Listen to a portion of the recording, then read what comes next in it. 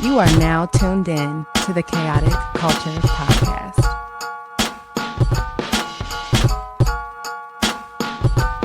It's the KKP on your mother flipping airways. Hear the name ringing through the halls and the stairways. You were listening to a pod that can segue. All the latest topics guaranteed to fill your headspace. It's a safe place to voice your opinion. Say what you feel just like you're a kid again. Kid to pro and friends, black as obsidian. Chaotic culture, that's the world we living in.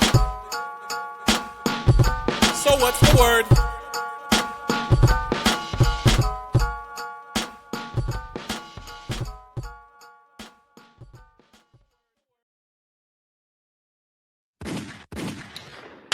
All right.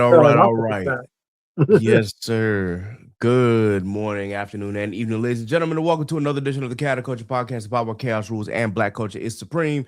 The Chaotic Culture Podcast is brought to you by patreon.com/Chaotic Culture Pod. Please be sure that you subscribe to the Patreon for bonus content and, of course, to help keep the lights on.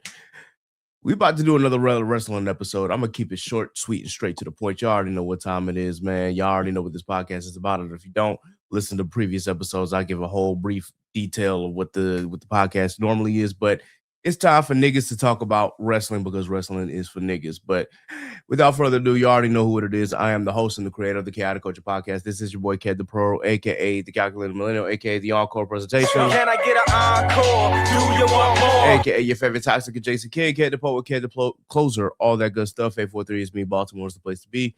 Always chaotic, never toxic.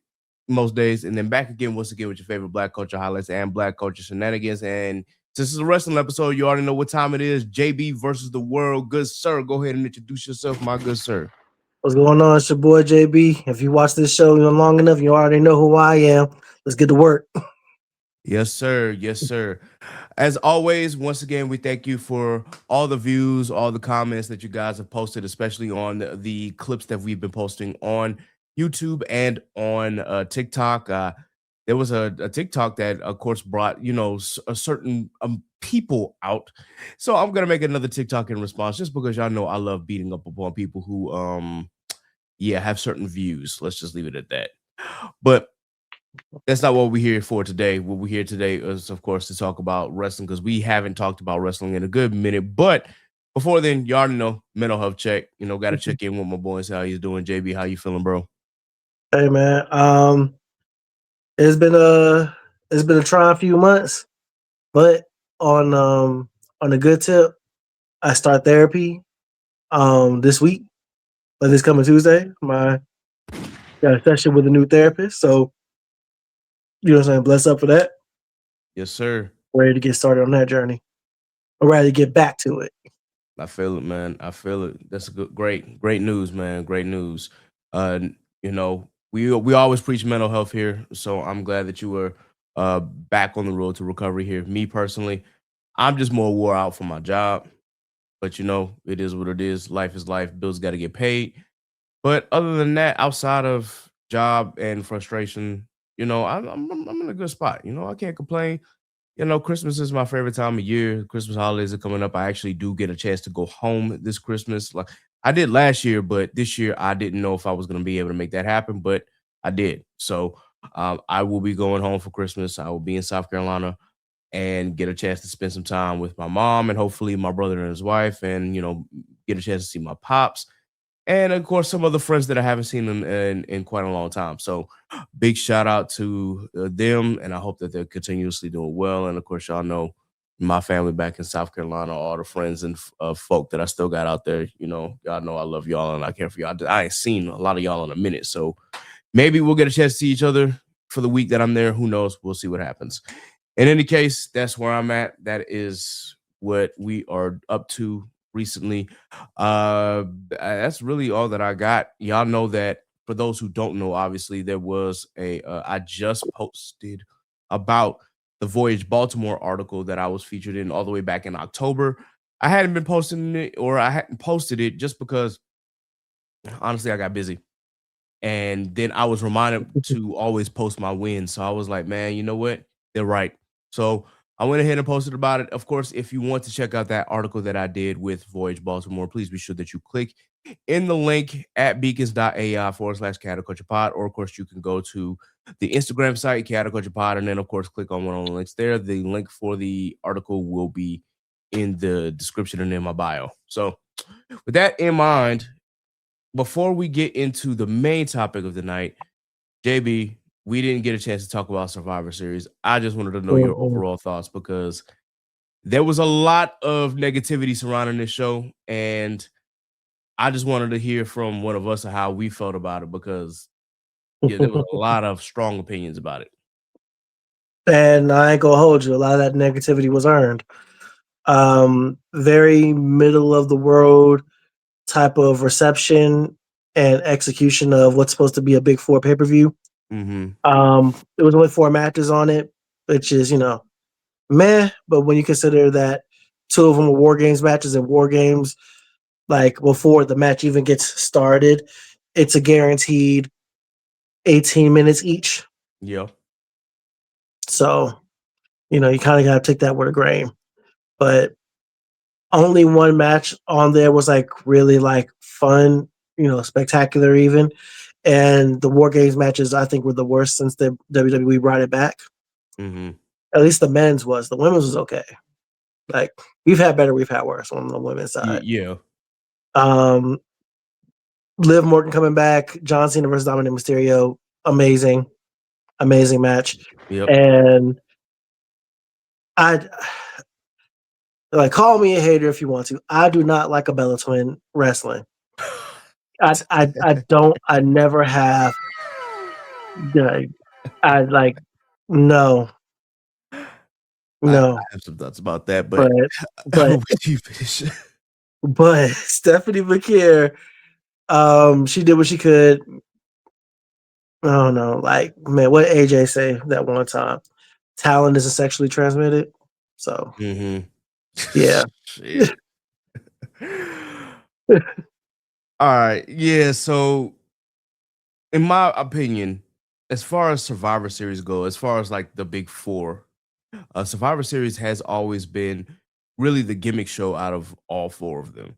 And it's really, really hard to continue a certain gimmick for continuously year after year because in Survivor Series, of course, you had the traditional 4-on-4/5-on-5 elimination match, or maybe even uh different aspects of Survivor Series. Like I think the one time, like in 1998, they did the the tournament to crown the WWF champion at the time. That was like a deviation from the normal Survivor Series, but you don't get those often, if at all, anymore. And with that in mind, Survivor Series picking up War Games at first was, I think, was a very fun idea. But the thing about again gimmick matches is that they have to make sense, and the story and the build have to make sense on top of that. With the women's, it was like kinda, but it was still very, very choppy.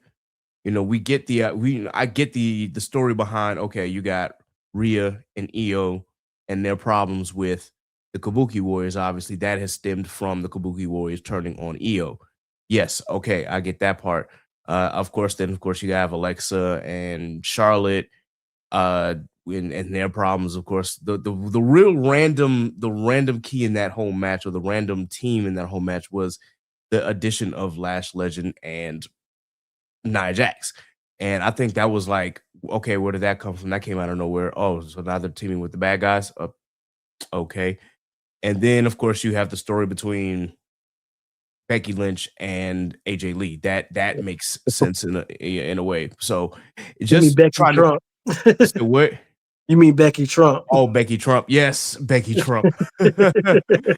So all of that It's not just me combined, saying it. yeah, it made I guess it made more sense than the males match.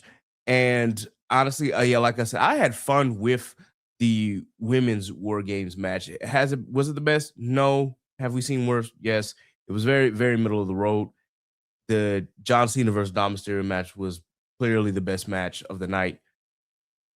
Stephanie Vaquer and Nikki Bella. Yeah, Be honest. Be honest. I'm not going to take away from what Nikki has done for the business, There we go. But I have never been a fan of her wrestling. I've never been a fan of Bree's wrestling. Do with that information what you will. It just felt like there was really no chemistry in the match, and Stephanie did all that she could to try to make Nikki look better as a heel, but it's like, okay, clearly Stephanie is carrying this. But at the So what end, you're saying is Nikki can't look or touch Stephanie in the ring. yes, I am absolutely saying that. But with that in mind, I know that they needed that first, like, real genuine quote unquote heel. I don't know if you want to call it genuine, but still, she needed that first heel to help elevate her. And I think it didn't really do that. It was meant to elevate Stephanie, like, okay, this is her first real rival or first real opponent. And my opinion hasn't changed on Stephanie. Stephanie's still great. Stephanie still deserves to be, women's world champion. It's just you need that good rival or that good opposition to help build like something that I want to watch. And I really was just like, okay, we're just here. But Everybody's kind of busy. yeah, that is true. And I thought that match could have been better served on a Raw or SmackDown, not a Big Four pay-per-view, but Or main event. yeah. So here we are. At the end of the day, the right person won. And now hopefully Stephanie gets to move on to maybe one or two or more people, because we see what that's looking like now. So that'll be interesting to see. If you've watched Raw lately, you've seen Stephanie was confronted by Big Mommy Cool, Raquel Rodriguez. So that'll be interesting to see. And then the men's, yeah, I don't know. I don't know about that. Be honest. Yeah, that I don't know. That just kind of like, okay, it's just the only real interesting thing about that match was I liked when Bronson Reed came in and just tsunami the fuck out of everybody. That was a cool moment. That should have killed everybody. That should have killed everybody. Yeah, it's just like, dang, okay. I do like, Braun was the one who had to get the pin. Yes, that was the absolute right call. The mystery man is, I'm just kind of like, okay, so now you've added this whodunit element. That's fine, but still, why? Is the team that Paul Heyman assembled should have been strong enough to take care of it without a mystery man, in my opinion. They had Brock Lesnar. And that is my point. You have Brock Lesnar, who came in and just, was an absolute monster. Mm-hmm. You literally have Braun Breaker and Bronson Reed. You got a Paul. You got a Paul brother, Logan Paul. I mean, look, as much as I shit on Logan Paul, I mean, the dude knows what he's doing in the ring. I can't deny that. But still, you got Logan fucking Paul in there, and I'm just I must know though. Mm-hmm. What do you think of Jay Eaton in the middle of the match? The little party break in the middle of War Games.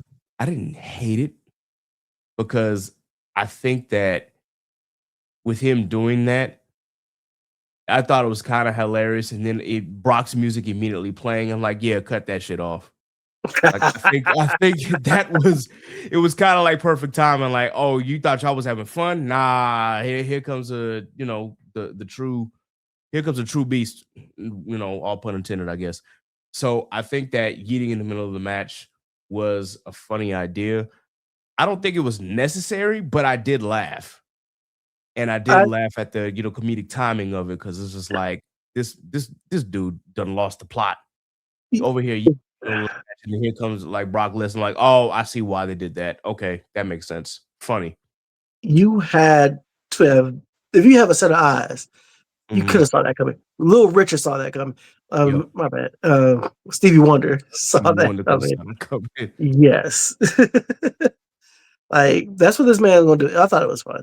There was a lot of discourse on the internet about like people hating it or people thinking it was too much, and it taken away from the the ferocity of war games. And it was a little fun break. The kids liked it. You know Yeah, what I'm saying? We love the kids. You know what I'm saying? No R. Kelly, but we love the kids around here. So, that part. and so if the kids makes the kids happy, then who are we to say one way or the other what they should or shouldn't do? Hmm. Um, the only, I think the one person that I was still kind of like, why was included in this match? It goes back to Drew McIntyre being involved. I kind of was like, okay, he's just kind of there because he hates Cody, but still, I don't know. It just felt like there wasn't any real strong build or any like strong enough hatred that was built enough for a War Games match. That being said, Mhm. as you said, this is a WWE product, so of course they're going to do it for the family, for the kids, and yeah, it's not going to be as brutal as like Blood and Guts was. Like that's AEW is for a niche audience, but Mhm. Blood and Guts, from what I saw, was more entertaining. But I don't like comparing the two because again, these are two different wrestling products, and I enjoy both to a certain extent. Like with AEW, I'm not a fan of their stories sometimes, but I love their matches. And then every now and again, they have some fire ass storylines. It's like, okay, I see where you're going. I go ahead and cook. With WWE, they know how to tell a story within the ring. Mhm. And recently, I guess the storylines haven't been at where they should be, obviously. But then I also give not to shit on Triple H or anything, but I do know that there were a lot of people that he had plans for that got hurt this year too. Yeah. And then of course Naomi got pregnant, so that's the other thing as well. So when you have a lot of the people that you make plans for that get hurt, I mean you gotta adjust on the fly. So that being said, the Survivor Series has always been like very hit or miss for me, whether it was whether it was War Games or whether it was the elimination or the traditional, Survivor Series elimination tag matches. It's very, very hit or miss, Big Four for me in general. But if I had to give it a grade, it's just kind of like okay, a D. It's not Mhm. failing, but it's kind of like, come on, guys, like there could have been more effort put into this. So, That's just how I feel. all right. So, I mean, you mentioned earlier you don't understand the inclusion of Lash and Nia Jax in the women's War Games match, and I think the big deal with there was the showcase Lash.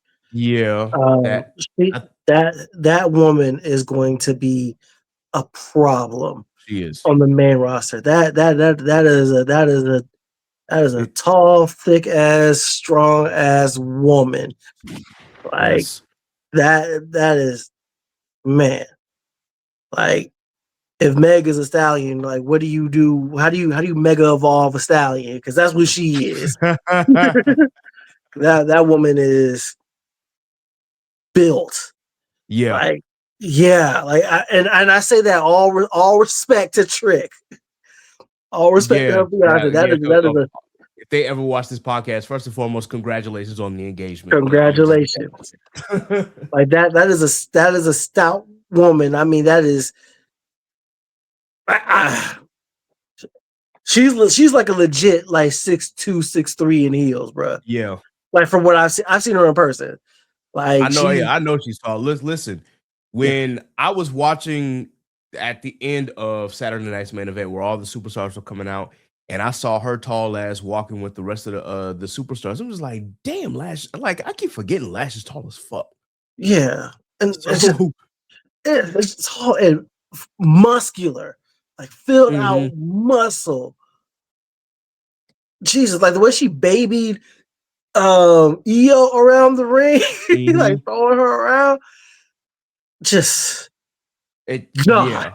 And and what I'll say is I'm so glad that they just continued to work with her and that she continued to grow in that system because when she was first in NXT, I had questions. I'm like, y'all sure? Because I'm not seeing what y'all are seeing, but I know that with projects like that, things take time, and I'm so glad that she was allowed to cook for as long as she did in the NXT Mhm. system. Because now it's like, okay, I They see should the have. vision now as the years kept going and going and going, and now I'm like, yes, all right, she's ready for that spot now. They should have been We pushing her over, trying to push that cat lady. Let's talk about it. up.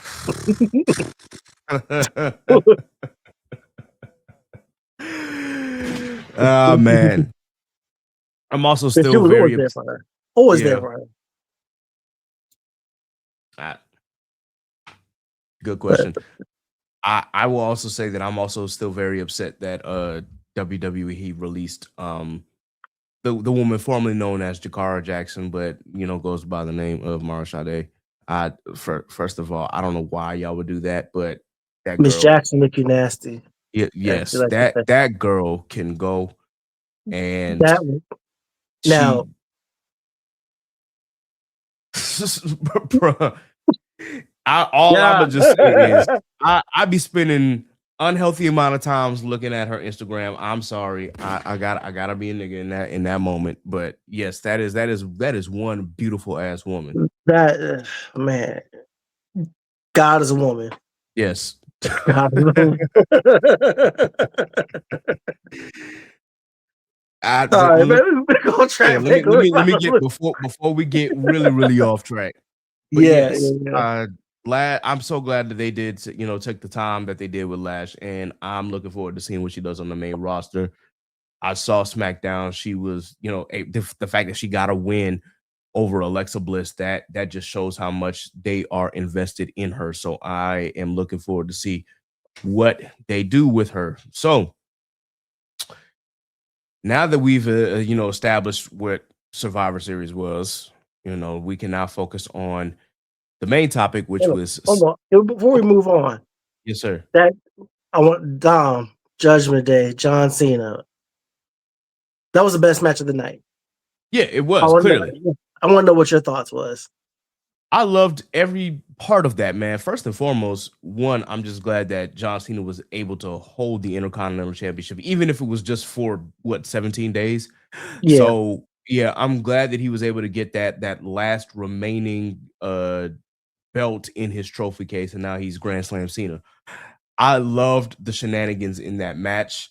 It was like, dang, okay, this is you can tell there was a lot of it was very very it's always Eddie coded anytime Dom wrestles. I think he has embraced his true father, you want to call him that.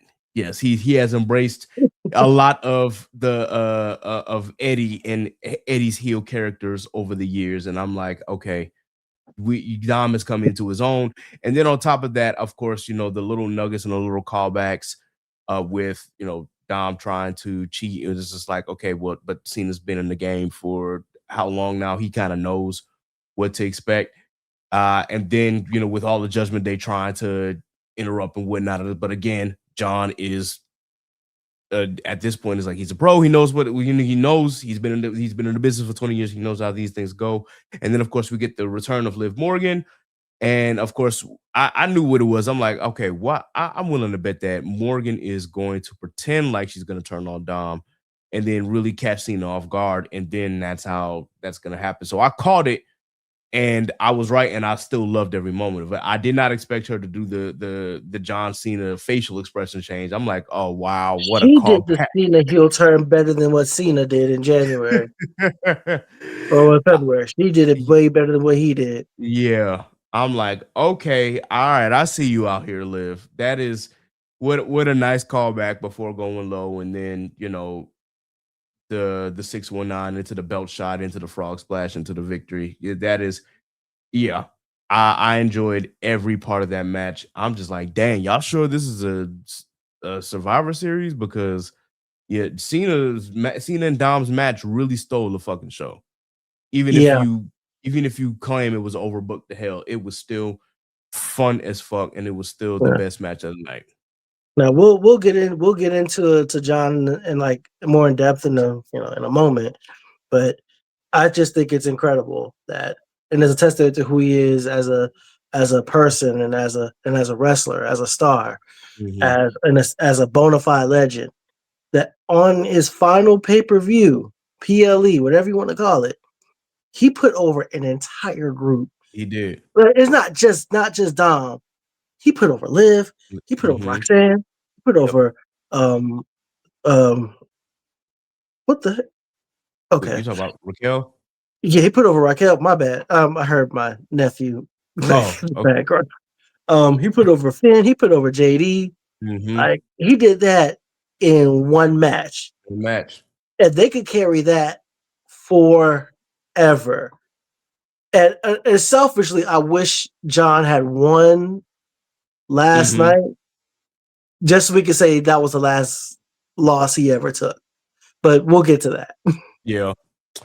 I do appreciate him putting over the entire group. As much as I want to leave the Judgment Day vortex, I'm like, well, you know what? At least he's putting the talent over, especially especially I was so hyped when he put Roxanne on. Like he let Roxanne do the pop rocks on him. Okay, I'm like, all right, Cena, I see you out here, man. That's Punk's daughter. He got to. Yeah. He really showed love, and I that is a testament to John Cena's character and his status as the professional and as, of course, the former face of the company, obviously now. But yeah, We can't that see him.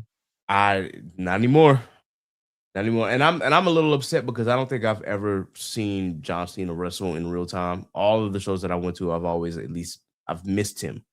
So, but by the time I started like having enough money to like go to the shows on my own, at that point he was already semi-retired. So it was kind of like, eh. But and I could have gone to the one in DC, but I didn't have enough hours nor enough money because goodness gracious, those tickets were crazy. But that's neither here nor there. He never like he was. So when they had Survivor Series here 10 years ago, it's been 10 years. 10 Mm, years when Roman won his first championship, I was mhm, there. He wasn't on that show. Um, and to this day, I have not been to a Monday Night Raw. And mm. he was always on Monday Night Raw. Yeah, raw. Yeah. So up until WrestleMania last year, I never got to see him in person. And he only had that run in. Mm, yeah, yeah. I at least that happened. I'm still just upset that I never got a chance to see him wrestle in real life. But it is what it is. And I also was not one of those when I was a teen and John was really coming to his own, I was not one of the John Cena haters. I did like a lot of his heel opponents. Like I was a big Edge guy Of course. and I liked Randy Orton, but I didn't hate Cena. I was like, okay, Cena wins cool. I'm with it. But I didn't I was big on Edge. Like I loved Edge. Heel Ah, or face. I was always an Edge. Edge was my main in the WWE games outside of The Rock. So see, man, I can go to a whole diatribe about Edge. mhm. Edge, I was off of him over the Matt Hardy leader stuff. Oh, I well, was off. I yeah, was off that of him for that. I was really annoyed about that. I was just like, "Come on, dude, really?" But Like to your homie though, mhm, you don't do that to your friends, bro. I mean, if it was one thing if it happens and you don't know about it, but if you know, right. then, like that's dirty. Anyways. I did not like seeing that at first. Mm. I did not like seeing that at first. I did not like the whole Doctor of Thugonomics thing. I was I was not a fan of this white boy talking about if he a chain gang soldier. I'm like, what do you mean by that, sir? Where are we getting at? Where do we draw the line? Yeah, it just wasn't my thing for real. But he grew on me. Of course, Mhm. he was always around. I was always watching him. He was always on TV. I was one of those people that said Cena sucks when they said let's go Cena. Cena sucks. I was always that. And then I had a conversation with a good buddy of mine, and we're just sitting. We're at his crib, have on the couch, having a couple beers, or whatever, and Mhm. wrestling's on. And he's like, "So, who's your favorite wrestler? What do you? Well, he said, "What are your favorite modern matches? What are your favorite matches these days?" And I started going down the list, and I realized, damn, Cena's in a lot of these. Yeah. And it made me reassess.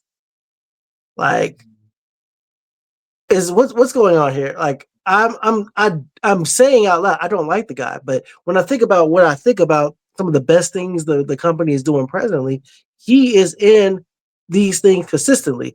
I'm talking about the matches with his Edge, the matches with Umaga, the matches with Punk, Punk. the matches Mhm. with Randy, the match with Batista, like I'm looking at the compilation of things that they're doing that I'm liking. I'm like, he's really in the middle of it. I guess maybe I do like him more than I think.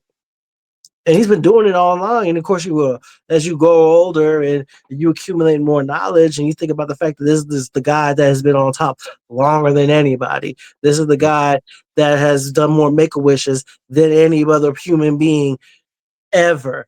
This is a Mhm. guy who's just been there the entire time, and even where he was wrong, like, and we know he's wrong. Like he's able to admit fault Yep. and take accountability for the things he was wrong for, and we're able to like move on from it.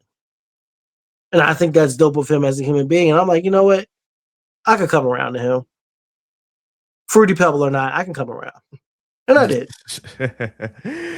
I will say, I think the only time I cheered against John Cena was the first match, the first once in a lifetime match against The Rock. That's the only time I was like, yeah, I'm cheering for The Rock this go round. Like, I'm sorry, Cena. Like, I'm just not gonna do it. Oh, and the Punk match at Money in the Bank 2011, like that I did want Punk to win because after that pipe bomb, I was just like, hey, bro, this is on Punk right now. So Mhm. I did want him to get that, but outside of those two, again, I've never had a problem with Cena. I've always thought that he was a great worker. Always, as you said, always doing make a wishes. Uh, and he's a person who can admit his faults, especially when he was wrong. And on top of that, he just always seemed like he was a consummate professional in everything that he did, and always wanted to make sure that the people that were in the ring or within the business that he at least tried to pave the way for them, or at least help them wherever he could. And I think that a lot of the locker room respected him because he took a lot of time with the people that he faced and the people who were just in the locker room in general. So I do appreciate Cena for what he did, man. And then, as you said, some of those matches, like when I look back, I'm like, yeah, Cena was in a lot of great matches. Like I know a lot of times that people like to, like to dog Cena because as he didn't do a lot of different wrestling moves outside of the five moves of doom, or six if you include the SDF, but still, it was like whenever he did bust out those moves, I'm like, dang, this dude can, if you tell him, and if he even said it himself, he was just like, hey, look, let me know what I can do better, or let me know what I can add. And sure enough, he would add things to his repertoire, and it's like, oh wait, I had never seen Cena do that. Oh shit, okay, well maybe he does kind of know what he's doing a little bit. All right, That and first US Open challenge. yeah, the fact that he brought the U.S. Open Challenge, that is one thing that I appreciate him for doing, and I'm glad that Sami Zayn brought that back. Uh, And yeah, that is something that I will forever be grateful for because at one point the U.S. title was just kind of like it's just there, and he helped elevate that belt, and he helped elevate that scene, and on top of that, I had another point just like that, and just like that, and went away. But either way, it's gonna be different without seeing Cena all the time in a ring. Anyway, we know he's still with WWE as an ambassador now, but it's just gonna be different. But we'll definitely get to that. Uh, as far as like my favorite match, that the him winning number 16, that match with AJ Styles, I think that Mhm. is, if not the Punk match, that one right there shows that okay, Cena could really go. And then on top of that, I think that it really kind of changed how WWE started like flowing their matches more. Because I know everybody gets tired of the spot fest where you do like a finisher and people kick out of finishers and whatnot, but that match was unique because I think that's really like not the first time that WWE's done it, but the first time that they really leaned into it. And you're just like, oh, wait, is it no kick out, finisher, kick out, finisher, kick out. him and AJ Styles had brilliant chemistry. And I'm so glad that they got to run it back one more time this year at Crown Jewel because They, that is by far my favorite Cena match this year. that is probably my favorite match this year Yeah, in general. Like those two never had a bad match. never. And outside of like the first one, if I can recall, like don't at me, but most of their matches, definitely the last three that they had, they never left the ring. Mm-mm. They were just in there scrapping, grab real graps the whole time. I gotta And I gotta look that up because I don't think they did either. But I gotta look it up because yeah. But that 16th title that you mentioned, mm-hmm. oh man, the Avalanche AA and then the two-piece AA. Mm-hmm. Jesus. Yeah, man. Oh man, it's gonna I'm be gonna miss different. that guy. I'm gonna miss Yeah, that guy, likewise, man. likewise. So we've gotten the sentiments out on John Cena. Let's talk about Saturday night's main event for real now. Let's do it. Now, one thing about John is that he definitely wanted to be sure that this Saturday night's main event highlighted the upcoming talent of the company. And wouldn't you know it, a lot of the strong upcoming talent from NXT are y'all already know. And I have to say wow because I don't think I've seen a big of a group of us like this in NXT in a while.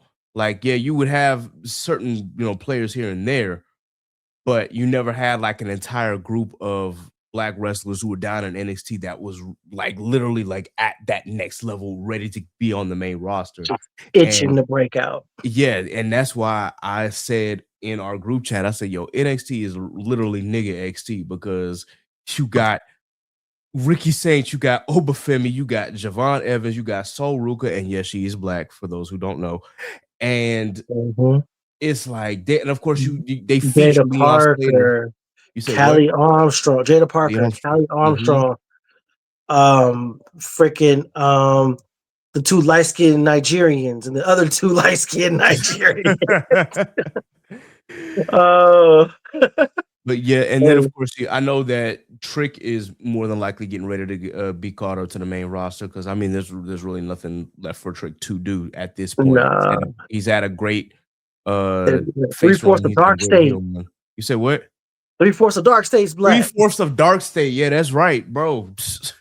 Listen, that boy Osiris and Dion Lennox, boy, Yeah, they got something with them. They got do, something man. with them. And I will they love get back? Jasper Troy. Jasper Troy, bro. Yes.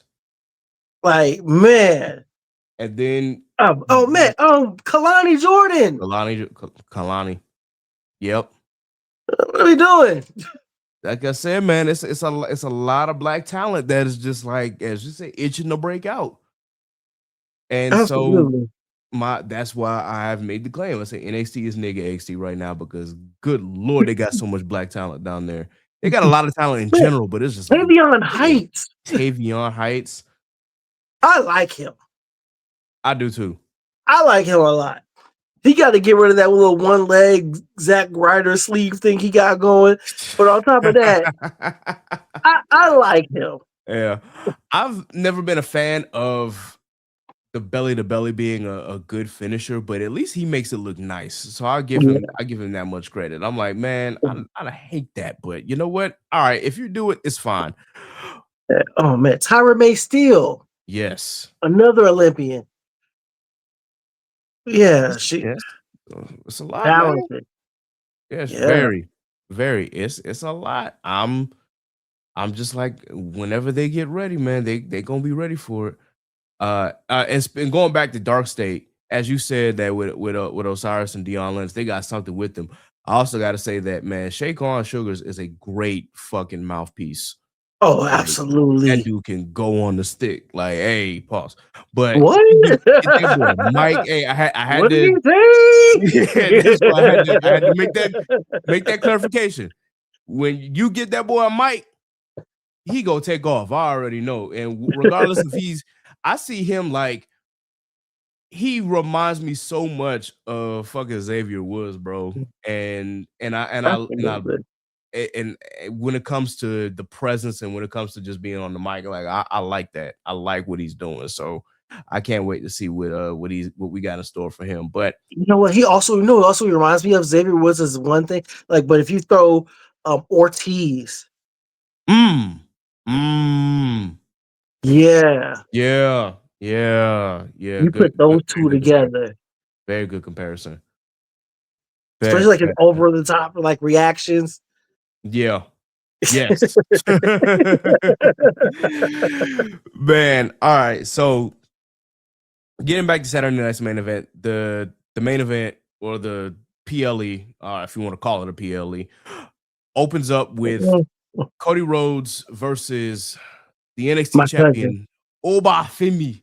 Baba. My Sorry. listen, first and foremost, that match was too short.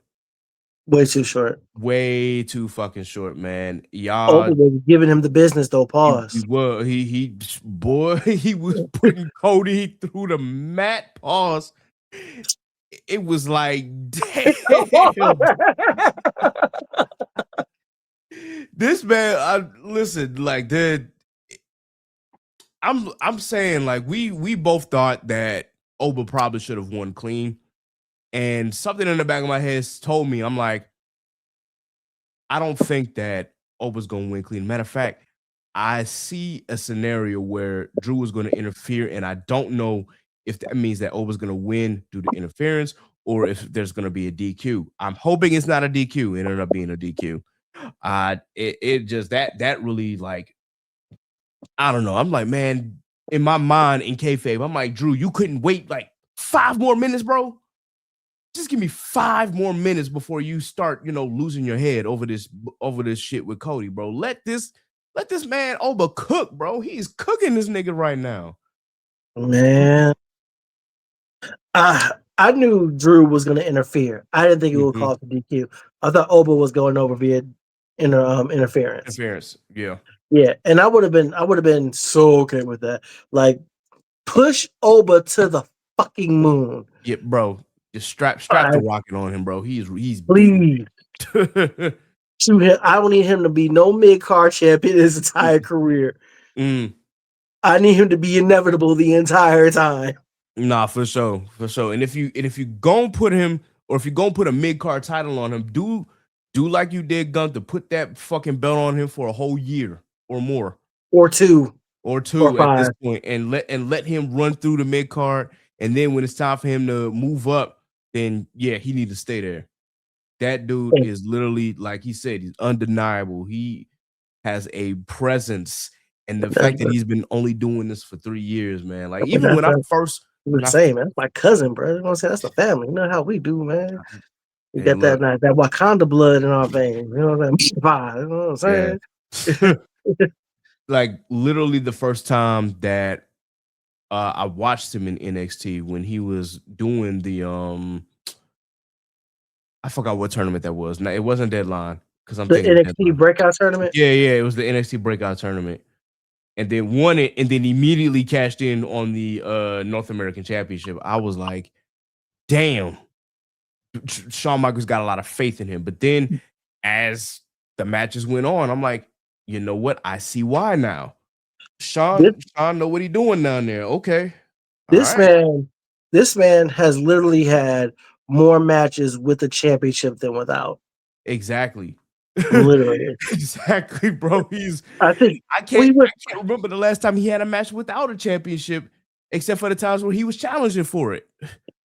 Honestly, damn, that's been years. Like, he's had non-title matches, he's had tag team matches, but coming to the ring without a championship or without him challenging for it, I think that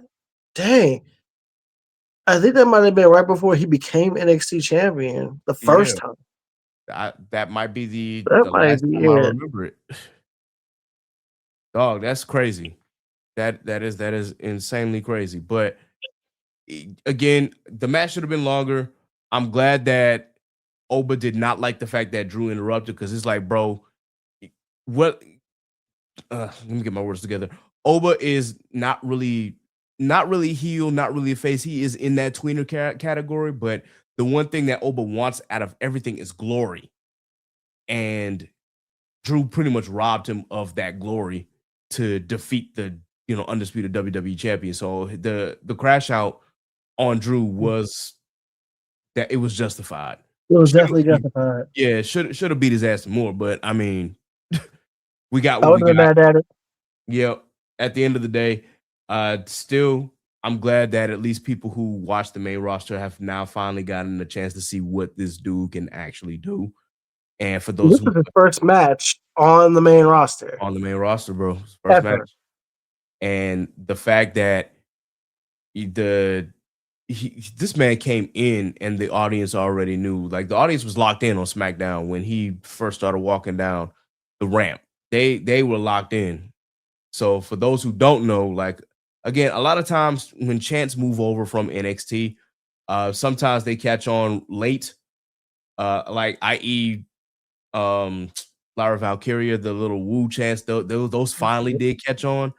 But when Oba came down to the ring, they knew what time it was with the who and yelling out, Oh, "Oba!"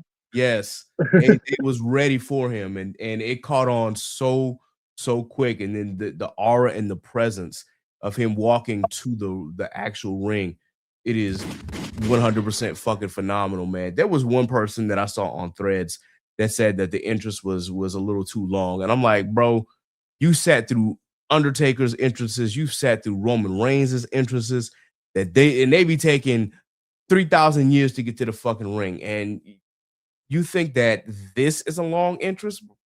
Come nah, on, man. man. You ever see a war walk? Exactly. This man literally watch me do my war walk. Like this man is taking his sweet time getting down to the ring, about to put belt to ass. Yes, right, man. It's You but want to rush to see a dead body? That's I crazy. that's what I'm saying. But anyway, uh still a good showing for Obafemi. And after that, we got Sol Ruka versus Bailey. And I was pleasantly surprised that Sol Ruka got the win, but I know that Bailey has no problem putting people over. Mm. That is one thing that I love about Pam. She will put new talent over in a heartbeat, and it was still a very, very, very entertaining match. Again, a little on the short side, but for a 2-hour show that had 4 matches, and of course all the pop and circumstance surrounding John Cena's last match, I think that this still was it was still a good match regardless. I love the back and forth between the two.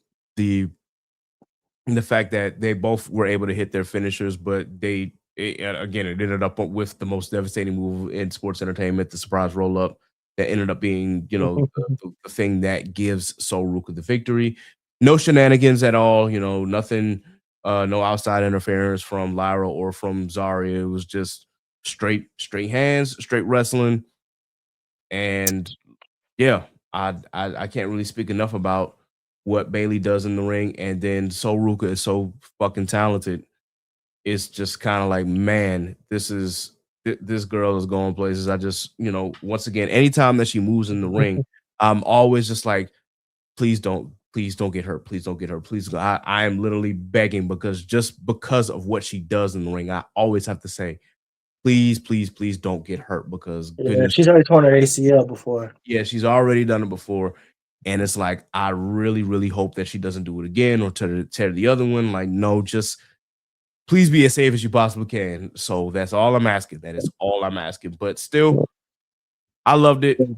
I love the outcome. I'm glad that Soul got the rub. And as much as I want justice for Bailey, because I do want them to focus on her and Lyra a little more, I am still pleased with the outcome of this match. Oh, for sure. Bailey is one of those talents that you're not gonna. I don't think she's gonna be fully appreciated until she's gone. Yeah. Like she does so much for like women's wrestling. She does so much for like the up and coming talent. Like for those of you who don't know, she recently hosted a wrestling camp for aspiring women's wrestlers, the indie wrestlers. Mm. Like she didn't charge anybody. She paid for the hotels. She paid for the cost of travel. Like she took care of those girls. All they had to do was sign up. Like Wow. that is the type of person that she is. Like she is a phenomenal human being and a Yes. phenomenal beacon for the business. Oh, So goodness gracious. Hold on. Oh, okay. I had to, my phone was still playing the match from earlier, and I don't know why I was doing that. But anyway, yes. yeah, like so that's good on her. Like I predicted that Soul was gonna win. And then Mhm. Soul used it. Soul could use this way more. And this Yes. hurt Bailey none. Not at It this did stage not of her hurt her at career. all. Yeah. Soul is a talent, like like she's athletic in a different way than we've ever seen Mhm. from a women's wrestler. I think she's kind of like if you can take Casey Catanzaro and make her taller and throw in some like throw on some tattoos and make her black, boom. Mhm. Then you got Soul Ruka. Hey, good point, man. Good point. But yes, like what she does in the ring is incredible, and that is a very good comparison. This is like, dang, if Casey was taller, had tattoos, and black, then yeah, that's pretty much Soul Ruka. So Yeah, I, I'm hoping that Soul doesn't get called up to the main roster just yet, because I'd still want her to at least be NXT champion, at least just or women's champion, just one time. That's only, what I want. the only thing I want her to do is have another finisher. Like, Oh, and really? I think the Soul Snatcher is a fantastic finish. I think it's amazing, Hmm. but I'm thinking longer term, she's gonna have to do something that's easier on her back. Fair. Like, That it's a is fair. fantastic. If she could do it forever without getting hurt or without costing her, because they say for wrestlers, there is a number out there that you don't know of how many bumps you could actually take before your body gives. Yeah, So, and if, yeah, cutters are not easy to take or to give. So yeah, I like we saw what happened with Nikki Bella and the Rack Attack. Like yes, you can't do that no more. That should right. have been a sign, Nikki. And then of course, Randy has also, Randy Orton has complained about, doing the RKO so many times and how that has affected his back. So yeah, Yeah, like cutters back are and not. shoulders. He's got hypermobile shoulders. Hmm. So yeah, cutters are not easy to actually, do. That's why I'm also kind of worried about Javon. But Javon's 21, but the OG cutter looks incredible from that height, but it's just like it's still a cutter at the end of the day. But people will know I guess they know their bodies better than we do. So I'm just, as you said, though, if Soul gets another move, I just hope that it's just as, even if it's not as fantastic as the Soul Snatcher, at least it'll be enough to where it's protecting her body. So we'll see Yeah, where that goes as the years go on. Um, I'm not a big fan of I ain't gonna say simple finishers, because a simple finish is fine. Just don't make it too simple. That's agreed. yeah, that's always been me personally. Like I hate a fucking knockout punch, which is kind of crazy. Like I don't, sorry, Lacey Evans. I could not stand the women's right. I could not stand that as a finisher. I think it worked for her. I It liked it for her because mainly because it covered up her deficiencies as a performer. Yes, yes. Like it's kind of hard to mess up a straight right hand as a finisher, It and it usually got sold pretty well. Yeah, I kinda So just wanted her to add, like, a little more flair, like, "Girl, if I would've been like, why don't you just pop them up and then hit the women's right?" That would've made more sense. For me, personally, I was like, that would've been, like, more, I guess, dazzling as opposed to just the straight right punch out of nowhere, but that's me. That being said, as much as I hated that finisher, I love the fucking H-bomb by fucking Ilya Dragunov, like, oh, because that's not like a fist though. That's a whole forearm whole coming at forearm, you. like, yeah, and you're laying there prone, and he's just at the top of you. I'm like, yo, you take a forearm to the face, Yeah, in real life, that could easily break a nose. Man, Or worse. Ilya Dragunov is a professional wrestler. You hear me? Yeah.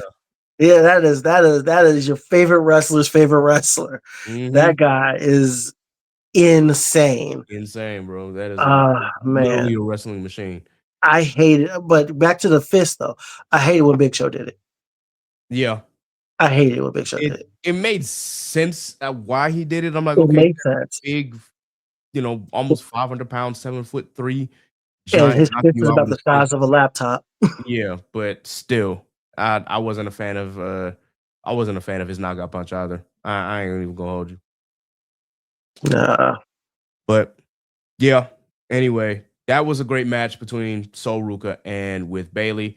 And then we got the tag match of Javon Evans and the TNA X Division champion Leon Slater versus the World Tag Team champions Dragon Lee and AJ Styles. And when we say this was a car crash from jump. start to finish. Yeah, start to finish. It was just like, all right, y'all, go. And that was it. The Yeah, whole match was a blur. I literally watched the match. I'm like, yo, this thing cannot be longer than it wasn't longer than 10 minutes. But they made the most of that 10 minutes and they was flying. how good is Team AJ Lee, bro? Nah, How they good are they? My good, God, good, man. I loved every second of it. Even with AJ slipping on the rope, I also have to give props to Leon for being like improvising that quick. Like, oh, he just slipped, pin. Let's try something else, and it worked because then he went to the top rope. AJ caught him, did the Styles Clash, and that was the end of the match. I'm like, all right, yeah, great job for Leon being, I guess seasoned enough to recognize shit, it was botched. Let me go ahead and clean it up real quick. yeah, But even then, with that, it was still a great fucking match between these four men. Like between Dragon Lee, who does not get enough credit, and I know that's just because he had not been in the spotlight a lot, but he can really go in the ring. We already know yeah. how AJ Styles is, man. AJ been doing this for 20 plus years himself, longer than 25 almost. He's And longer than Devon and Leon have been alive. exactly. Exactly. And then of course, Leon and Javon, the things that they do in the ring, man, is just like, yo, okay, there's a reason why they are where they are. And eventually I know that the long-term plan for Javon has to be beat Oba at stand and deliver. I think that's what I'm seeing. Because if he keeps losing, I'm like, all right, the long-term game is get to stand and deliver, and He's then coming so close, though. he's becoming extremely close, and So close. that's why I'm like, all right, you're gonna have that program with Ricky Saints for a little bit, and then that's gonna lead into WrestleMania weekend where you finally get your moment. And I think that's the route that Shawn Michaels is taking. He could do something else because NXT is very chaotic and you never know what could happen. And I think that's the beauty of NXT is that where if y'all are looking for long-term story, you're not gonna get that with NXT. The long-term story for NXT is don't get caught lacking, take advantage of your opportunity, Don't go and to the parking lot alone. don't go to the parking lot alone and let chaos reign. Like whatever happens, that's what happens. So but yeah, Ava's another black talent. We didn't mention her earlier. you said who? Ava, another Oh, black talent. yeah, she is black talent. She's really coming to her own. She has. She owns that GM role. Mm-hmm. I am extremely like I was a little hesitant at first when she was part of Schism. I was like, okay, where's this going? But then she became the actual GM, and now you see her grow into the role. And out of all the GMs, she's the one like the most chaos happens on her show, but she also was kind of like the most no nonsense of all three of the GMs. And she kind of takes it in stride. Yeah, like well, Adam this. Pierce, Adam Pierce Mhm. is stressed. If he had hair, he'd be losing it. Right. Nick Nick Aldis is just kind of like, all right, you want to push me, I'll push back. Back. Mm-hmm. But Ava's like, this is YN's gonna be YN's. Mm-hmm. y'all We'll figure it out. Yeah, that's pretty much what it is. Like, all right, this is gonna happen. Okay, as long as you don't disrespect me, we good. That's it. But nah, I've also loved. Side note here, I've also loved Ava's recent interactions with Ethan Page. They have just been hilarious. Yeah, you could keep Ethan Page and Chelsea Green in NXT forever with Ava, and I'll be okay. Yeah. They Yeah. the comedic timing between those three is has become phenomenal. Always something. Very Always, much always. always something. Yep. So that was the tag match. I gave my viewpoints on that. How did you feel about that tag match between the four gentlemen? Man, I agree with everything that you said about it. It was from bell to bell, from pillar to post. It was nothing but boom, boom, boom, boom, boom, boom, boom, boom, boom. Mm-hmm. Like cameras always moving somewhere because somebody was always doing something somewhere. From the second the bell rang, Yep. like Shoot, man, even like, Wade Barrett was like, "Hey, it's hard for me to keep up." and it's just amazing. It's amazing that the thoughts they have on Leon Slater, who is not even a WWE contracted superstar at all, Not at at all. 21 years old, featured on John Cena's last match, the night of John Cena. That is an insane and improbable thought. And Vince is rolling over in the grave that he ain't even got yet, because that would never happen on his watch. Like this, It it's wouldn't. just. Go ahead. No, I was just saying it wouldn't. It wouldn't at But all. nah, it's just insane that the thought they have him, Javon Evans. My God, match on Saturday, match on Tuesday, match on Friday, match on Saturday, and he's been going kind of at that pace for a few weeks now. Yep. And that TV matches at that, you're working TV matches. Like that is he must be they love him. Like that's what's the one thing I have to say about this. Like everybody they called up, like for this, Evans, Slater, Ruka, Femi, they love them. Yes. Like you have to love them that much. You have to have them earmarked for something great if these are the ones you choose. Like they could have gone Lola Vice, they could have gone Kalani Jordan, they could have gone Dark State, they could have gone Ricky Saints. But they didn't. They chose these three young people, 27, 25, well, 26, 27, 26, 21, 21. Mm-hmm. And that's what you choose to go with. Hey, I'm not mad at it at all. At The all. future is bright as it is black in Indeed. NXT, and not just NXT, in WWE. Yep. And yeah, that tag team match was very emblematic of that young, youthful energy. And those two as a team together are just so dynamic and so energetic. And you could just it's that youthful like playfulness that they have with one another. Like they just out there just doing shit. Yeah, bro. Just to be doing it. This man, Leon Slater, jumped over the turnbuckle to the outside, the corner turnbuckle to the outside within the first 30 seconds of the match. Like, what are we doing? Like I said, man, bell to bell, they was on go. It's just like, yo, nonstop. All pun intended. With that, before we get to the final match, do you think that WWE will eventually pull Leon Slater away from TNA? I think it's a done deal. I think we've seen this kind of happen with Jordan Grace and Joe Hendry. Mm-hmm. Like, but those two were kind of like inevitable. Yeah. Like we knew like Joe had WWE aspirations. Jordan said years ago that she eventually wanted to go to WWE before she retired.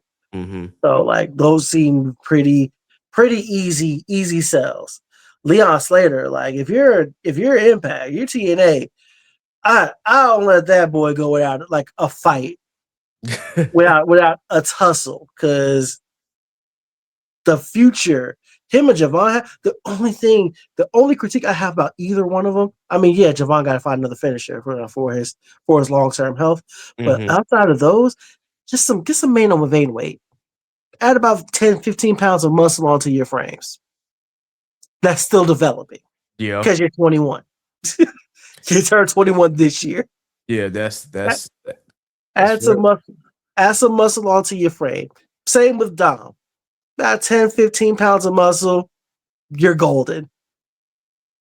Yeah, that's all you really need. Oh yeah. Anytime I look at Dom, I'm just like, damn, bro, you can't put like no more muscle on, man. Like, come on. But that's fair. That's fair. And then technically, I guess Javon does have another finisher, which is middle of the road, but he hardly ever uses it. He So, hardly ever uses it. Yeah. but that would be more safe considering that it's a corkscrew splash than anything. Or I don't even know if you want to call it a corkscrew, but still it's a splash at the end of the day. So that would be Yeah. safer for his long-term health because at that point you're landing on this and not that, not your back. A So part of me thinks of Javon Evans as a younger, non-Asian wife having Rich Swann mm, and short and taller and definitely yeah. taller. Yeah, and I used to really fuck with Swan. I mean, and I still, well, in terms of wrestling, I fuck with Swan. Him Yeah, as a Rich person is kind Homie. of like, Rich but Homie Swan is a wrestler. yeah, yeah, It's just him. I don't know. I don't know what it is, but sometimes when people cut their hair, they lose the aura that goes with it. mm-hmm. Oh man, because the moment that you mentioned that, I instantly thought of the guy formerly known as Wesley. Yeah, Bro, Desmond come on. Xavier, man. Yeah. That's what I'm saying. Like, come Remember on, that come on, time guys. where? Remember that time for a few weeks where Dolph Ziggler looked like an NPC? Yeah, Yeah, oh my that gosh. is. Like I Man, never thought I'd miss spaghetti hair, bro. yeah, I'm so glad Dez got his hair back, and of course went back to TNA. But still, it was just like, why did you cut the loss, bro? Was it because you're heel? Like, you didn't need to do that. No, he didn't. Oh Have to. man, But so man, that did you happen to see that Dez back in the Rascals Treehouse segment? I I saw the video was posted on my feed, but I didn't actually like watch it. Like they basically addressed everything and even the time in NXT. Damn, Wonderful stuff. I'm gonna watch it now. Wonderful stuff. Bet. So, all right, yep, I will definitely put that on my list of things to watch before the end of the week. So, but yeah, great tag team match. Now we've come to the moment where before we get to that moment, obviously we had the segment of the Miz being the Miz and R-Truth coming in and saying, "Hey, this is the person that you screwed over." And of course, let me just double check and be sure. I got doors are locked, closed. Okay. Yeah, so with the doors locked and windows closed, of course, obviously say his name and he appears. Joe Hendry appeared. And yeah, big shout out to once again the crowd absolutely went insane for that.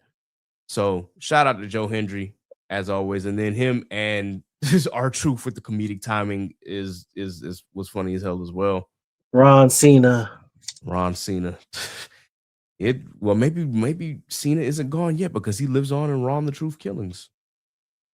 So we shall see we'll see what Ron's final run looks like as well, because we know he's eventually gonna come to retirement, hopefully, and that WWE doesn't do that dumbass shit again. But anyway, Don't get me started on what they did with Truth, bro. yeah, that's a whole other conversation. But anyway, shout out to R-Truth and shout out to Joe Hendry for the little segment that they have with the Miz. And once again, shout out to the Miz for being the professional that he is as well, because that man does not mind doing super comedic segments to put somebody over. Like he does not get enough credit for that as well. I know, like, a lot of times people have shat on his career over the years, but I'm like, man, nah, Miz is one of the ones, man. Miz is a legend, bro. Yeah. We're talking about like somebody like in terms of like somebody who said they're gonna do something, they're gonna follow through when it's up to like lifelong aspirations. This man called his entire life shot on the real world. Yep. You can never make me hate him. Nope. You could never make me hate him. There was one point where I was like, I did hate the Miz, but it was not. It was more along the lines of I don't hate Mike Mizanin. I didn't like his heel character because I mean you're not supposed to. But over the years, and maybe it was I think what really made me really respect him was that back and forth with Brian with Daniel Bryan or Brian Danielson. That's when I'm like, hey, look, if y'all not locked in on this dude really like talked his shit, and you know what? He's earned it. So, but definitely big shout out to him for putting over Joe Hendry in that segment. Now, of course, we've come to the final moment of this episode, and that is the Cena's farewell match, the match with the Ring General Gunther, and a lot of people were mad. A lot of people didn't. I guess a lot of people didn't want Cena to actually tap out, which I honestly thought it was symbolic of his career. I'm like, of course, yes, the guy says, never give up and whatnot. And this is the moment where he is literally leaving the ring for good. So it made sense for him to tap out. Do I like it? Not necessarily, but I think it made sense. People have been arguing about whether or not it was poetic or not that he did. Mm-hmm. And I am of the mind that it was poetic. Yeah. This man, and it wasn't giving up in the sense of like I'm surrendering to you. Right. You forced me to capitulate. The tap out was more emblematic of I've done everything I can. Yeah. Mm-hmm. And I've given it my best. I've continued to give it my best. And in this moment, my best will not be good enough. Yep. And I'm okay with that. I'm at peace with it. That's when he smiled at the camera. Yep. I feel like that's what that was like. God, if I could liken it to another moment, from my anime fans here watching, it was kind of like when Goku gave up against Cell. Mm-hmm. Like Goku is the savant, the superhero, the man, the guy, the ace. And Cell is just a literal machine, mm-hmm, engineered for that guy's destruction. And Goku just knew, like, hey, man, I'm good. And he even told him, like, you've shown me that I have a ways to go, but I'm not good enough. And sure, this isn't Cena telling Gunther, I have a ways to go. It's like, man, you're such a machine. Like you're such a beast. You're such a Terminator. You're such a monster. You're such a force that I literally cannot overcome you. Mm-hmm. Then the torch is passed. I don't know how you can be mad at that. I wasn't. A lot of people, I guess, were upset about again, as you said, the tap out. But as we've said, it was very, poetic. And at this point, I'm like, what else did y'all expect? Some people really wanted Cena to win because they said, oh, well, you don't necessarily have to lose your last match. I.e. Sting, and there were some other wrestlers who didn't lose their last match. I'm like, well, yeah, but traditionally, in most cases, when you are in a retirement match, you go out as, looking up at the lights. So I don't know why y'all expected a win. I was not expecting a win at all. I would have liked for Cena to win, but I wasn't expecting it. And that's why you have to always temper your expectations when it comes to these kind of things, because it's tradition. Listen, if Shawn Michaels didn't win his retirement match, if Kurt Angle, of all people, didn't win his retirement match with fucking Baron Corbin, of all people, Cena wasn't winning his. And that's just how it is. Yes, I know that, again, we can compare AEW and we can say, like, well, Sting won his retirement match. I'm like, well, one, Sting wasn't alone in his retirement match. It was a tag match. And then on top of that, I don't know. I'm like, how many times has Sting retired and then come back and then retired and come back at this point? So not too many. And yeah. in the history of WWE, Trish is the only one I can think of on the top of my head that purposefully didn't lose in retirement. Taker and Triple Mm-hmm. H had victories in retirement, but theirs was more due to circumstances. Yeah. Triple H had his heart attack, and then the pandemic happened Mm-hmm. for Taker. So Yeah. mm, Kind of like. 6, 7, 6, nah, but Mm-hmm. nah, just it's just one of those things that's what you do in the business. You give back, you pay it forward. But, but yes, Absolutely. that's what you do.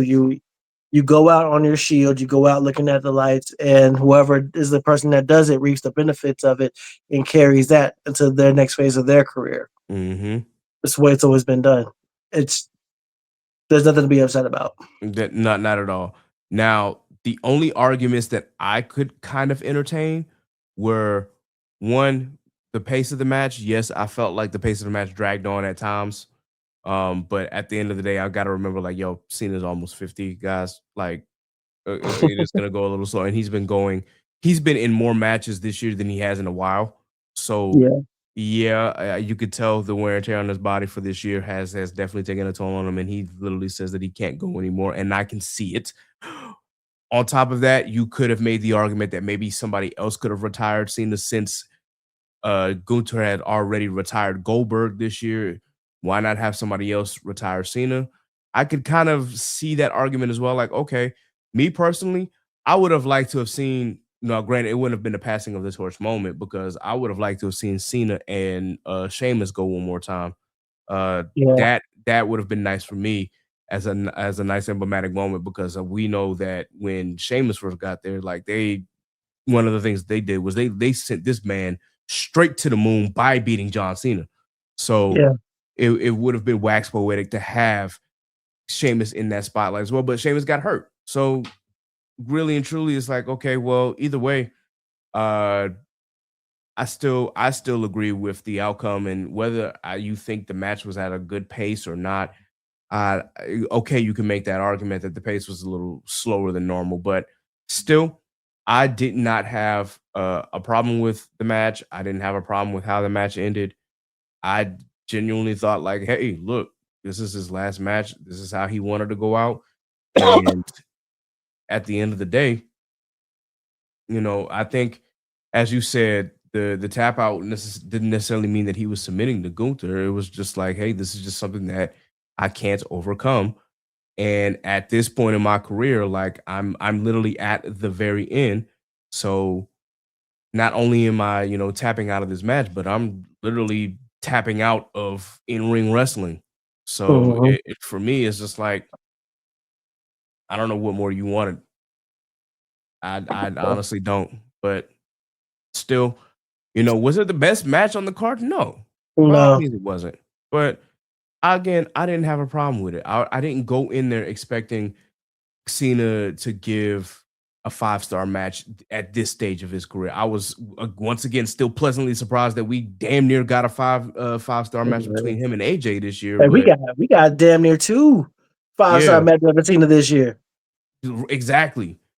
Especially if you count if you count SummerSlam between him and Absolutely, Cody, yeah, that's that exactly was what I'm talking about. shit. That was a great match.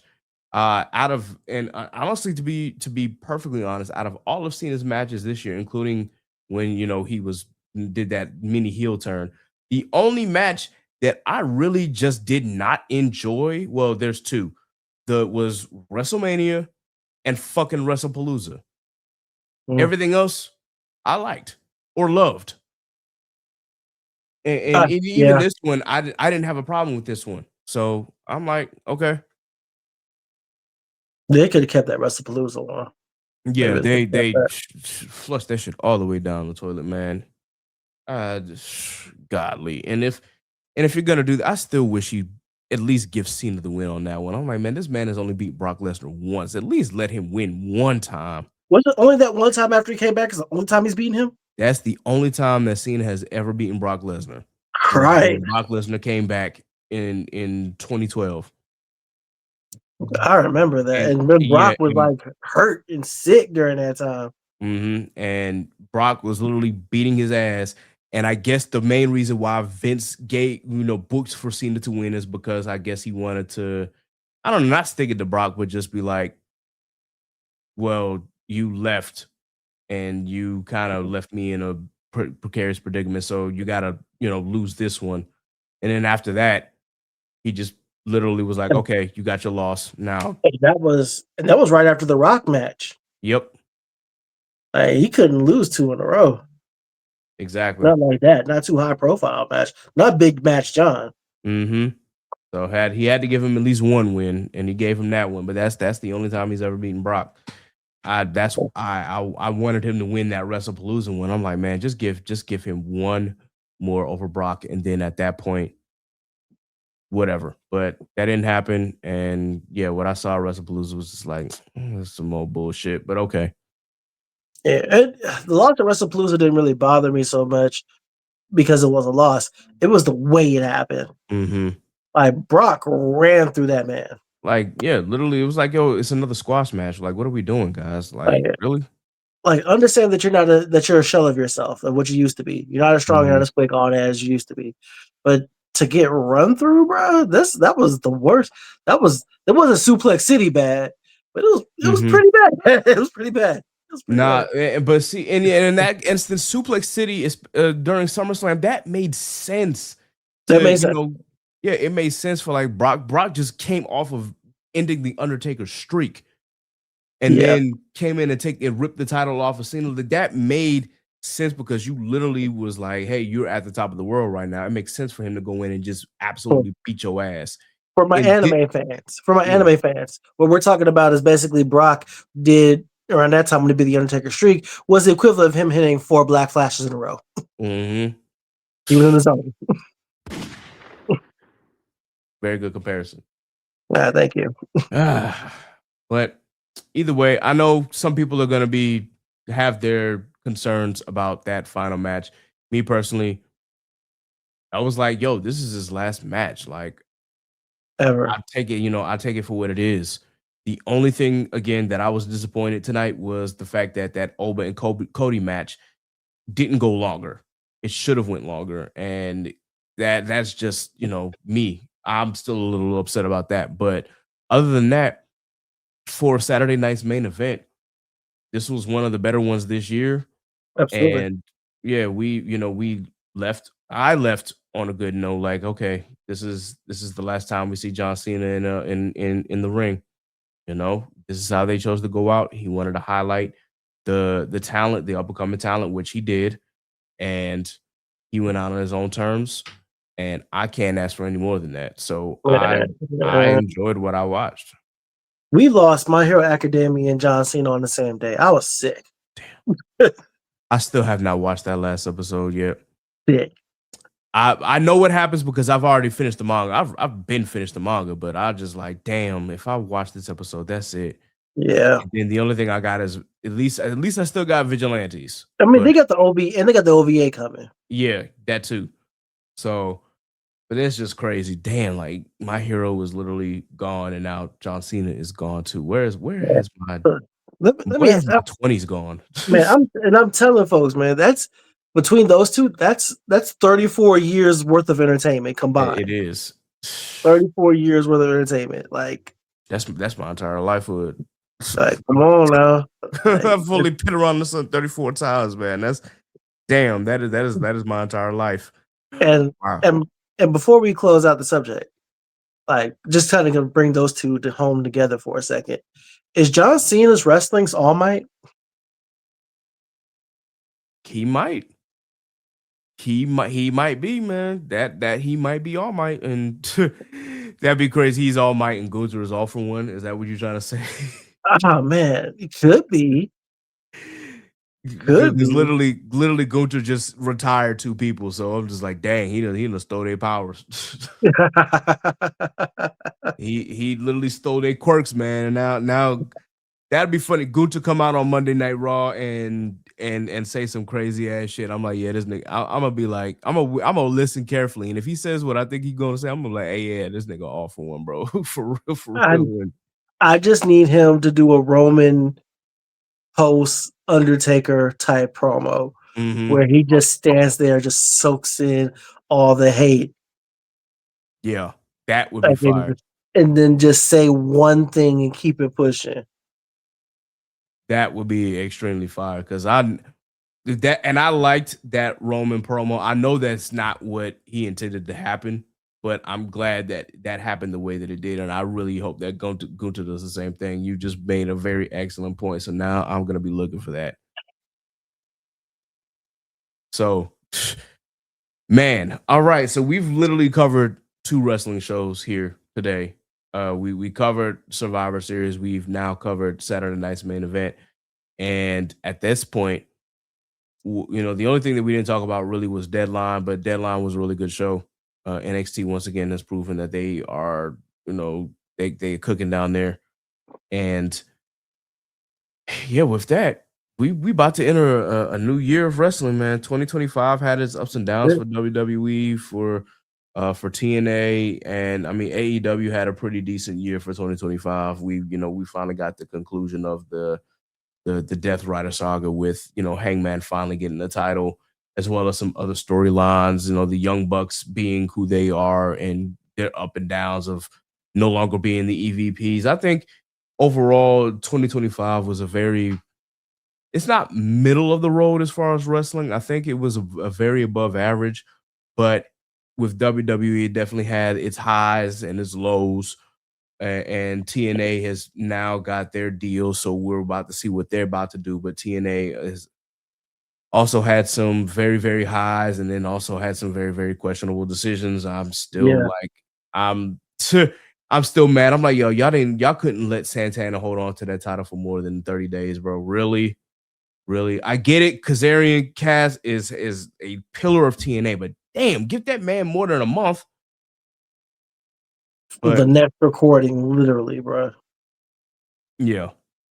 Yeah, So I'm what? also but I do like the partnership between NXT and TNA. I missed Final Resolution, so imagine my shock when I see a poster of Stacks holding the fucking international championship. I was like, "What?" Oh, And then you just told me something. I forgot about that. bruh, that shit literally surprised me. And they were like, "Oh, you didn't see Final Resolution?" I'm like, "Damn, I didn't because I had to work that day." Ah, shit. Now I got to go back and watch this shit. But yeah, that happened. I'm like, "Okay, well, I've been damn." pretty, I've been pretty behind on wrestling outside of the WWE main roster for like the last like month or some change. I didn't even watch Deadline yet. Mm. You'll really like Deadline, bro. Hey, I plan on watching it. Like as soon as we're done here, I plan on watching it. Yeah, I love Deadline. It was literally like I would put that as one of the better PLEs of WWE this year. So with that, man, I think that concludes our episode. Unless you got any final thoughts. No, man, just gonna miss John Cena, brother. Like, Yeah. but like he'll probably never see this, but thank you, John. Thank you for everything, and we appreciate your service and the sacrifice. Like with any of these wrestlers, any of these performers, man, like they're putting their bodies on the line, like literally wrecking their bodies for like to entertain us for the moment. So like, he did it for 25 years. Yes. So like with the deepest sincerity, like appreciate everything that you've done. Absolutely. To John Felix Anthony Cena, the greatest of all time, the never seen 17, The last last real real champion. champ. We appreciate all that you've done for the business. We've appreciated all that you've done for the fans, for the kids, and ultimately, man, we can't thank you enough for all the work that you've put in for 23 years on the main roster and 25 years overall. Once again, thank you for all that you have done. If listen, I'm not a crier or anything, so of course I'm not gonna like cry about this. But the fact that this moment even made CM Punk shed a tear, that's how you know that Cena really meant something to him and to that rivalry and just to all the people in the locker room in general. I'm gonna miss him, man. I never thought that I would see the day where it's like, dang, I'm really watching Cena's last year in wrestling, but it happens, people move on, people get older, and we've gotten older. I literally, when Cena first took the ring in WWE on the main roster, I was 11, 11 or 12. And now I'm 34. Like, damn, I literally just watched this man's entire career. No It's just comment on that for me. yeah. It's crazy. I know that you were a teenager. You were well into your I was teens in when high he school. I first. was in high school. Don't say Yeah. well. Wait a minute. I was in high school. But relax. Now you, I mean, you only got a you what 4 years older than me, so yeah, you ain't that far off, but still, it was it Like was a three and a joy. quarter. Yeah, it was a joy and a pleasure Yeah. to see this man throughout his entire career. And I'm looking forward to seeing what wrestling has in store for 2026. I'm definitely going to try to pay attention to some more indie stuff. The sites that I've been watching all of my stuff on, of course, you ain't going to know what sites I'm on, but I'm definitely planning on watching some more New Japan this year. I'm going to with TNA having their new deal. Hopefully, I'll be able to watch some TNA without having to go to other sites as well. Facts. And with AEW, I'm definitely still gonna be watching the pay-per-views. If the stories on the main shows get better, of course I'll tune in. But I'm always watching the pay-per-views anyway. So definitely looking forward to see what AEW has in store. And of course, with the E to the Fed, I'm always gonna be tuning in regardless. SmackDown's going back to 3 hours. I don't know how I feel about that, but we'll see. Y'all know I'm a big NXT fan, though. NXT has been the best wrestling product on television, in my honest opinion. So I'm gonna be continually tuning in. If I don't watch nothing else, I'm a damn sure watch me some goddamn NXT. And if I can get an opportunity, I may try to watch some Evolve. It's just that I haven't been able to tune into Evolve because niggas got to go to bed at a certain time, Yeah, unfortunately. there's so much content out there in general. Yes, Like my failure to watch a lot of this is just because of the sheer volume of it. it I really I is. simply cannot keep up. Like I half the time I don't be knowing what's going on with CMLL. Stuff that's been going on with Triple A and WWE has been showing it on their YouTube channel, but I'd be missing it because it's just so much shit and so much wrestling going on. See, So, but yes, I will also be paying more attention to AAA because I love what they're doing down there too. So Sucio del Sucio. yes. And with that, I think it's time for us to wrap it up. It is Yeah. officially Sunday, 12/14 at 11:17 or 11:18 p.m. Eastern Standard Time. By the time that you see this episode, it will more than likely be Tuesday morning. Let us know how you feel about these shows, whether you're watching the actual episode or whether you're watching a clip that we post on YouTube or on TikTok. Let us know how you feel about John Cena's last match. Let us know how you feel about what WWE has been doing, what AEW has been doing, what TNA has been doing, what any other wrestling promotion has been doing. Let us know your thoughts. Let us know how you feel about the overall show in general outside of the last match, because we know some of y'all are, for whatever reason, offended with the way that Kulture and Cena ended. I don't get it. I don't know why, but it is what it is. And just let us know in general how you feel about us talking about wrestling, man. What are some of your favorite topics that we've discussed so far? What do you want us to talk about more whenever we get more of our crew on these shows? You already know anytime JB pulls up, anytime Vonnie pulls up, we're gonna be talking about wrestling because wrestling is for who? Nigga. Niggas. Anyway, that's all I got. Not gonna do the rundown this week only because I'm tired as fuck. Y'all, I'm sorry. I've literally worked almost 60 hours this week. It is what it is. We are in it's Christmas season. So I said that I may or may not drop another episode before Christmas, but if I don't, at this point, y'all, I hope everyone has a Merry Christmas. If you celebrate Hanukkah, Happy Hanukkah. Of course, Happy Kwanzaa to all my Black folk. If you don't see me before then, the next time that you will see me, I will be doing the top 25 hip hop albums of 2025. And that's really all that I can say about that. JB, how can the good folks follow you, good sir? All right, you see my name spelled out right there. All right, you take that, JB versus the world. You spell it all out. You put it together. You say it that one time like a Tribe Called Quest, and that's on the interwebs are Facebook, YouTube, Instagram. You can search me on the blue skies. We don't really be there like that. My central hub is jbversustheworld.com. And if you want to argue with me on Twitter, it's jbvtheworld because versus was just too long for it. Also, coming early next year, got a new podcast, the Elite Hey. Four podcast, where me Okay. and four nerds gonna be debate to see who's gonna be the champion of the Elite Four. All right. That's So what's up, man. look forward to that. Shout out to the crew. Shout out to Sirius. Shout out to Kayla. Shout out to Kadeem, and shout out to my girl Maven. Like that's the squad right there. Look forward to what's going on there. So yeah. All right, sounds good, my brother. Sounds good. Be sure that y'all check him out. Be sure that y'all follow him. And with that, be sure that you like, share, and subscribe to the Chaotic Culture Podcast on your favorite digital streaming platform. Please be sure, of course, once again, that you subscribe to the Patreon. It's patreon.com/Chaotic Culture Pod to get this and other episodes early and bonus content as well. Once again, we appreciate your support. If you're watching on YouTube, please be sure that you like the video, share, subscribe, and hit that notification bell. You can follow us on Facebook at Chaotic Culture Podcast Facebook page. You can follow us on X/Twitter at Chaotic Culture 1.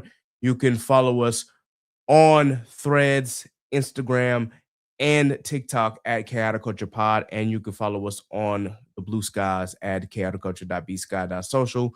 You can follow me, Ked the Pro, that's K3D the Pro, on all social media. And for my other co-hosts, of course, you can follow Miss Sappy at Scratch14 on all social media. You can follow Scuba Steve at Scuba Steve 1428 on all social media. You can follow Johnny at J Lee Trey on most social media. You can follow Miss Nasa at I'm Nakaso on all social media. And of course, you can follow Law at L.JR_96 on Instagram and Law96_ on X/Twitter. And this has been another edition of the Chaotic Culture Podcast. So until next time, folks, remember, embrace the culture, chaos rules, be blessed, be safe. God is love. We are out of here. Deuces. Also, loyalty, respect, y'all. And once again, thank you, John Cena, for all that you've done for the business. We will miss you, good sir. So what's the word? You are now tuned in to the Chaotic Culture Podcast. And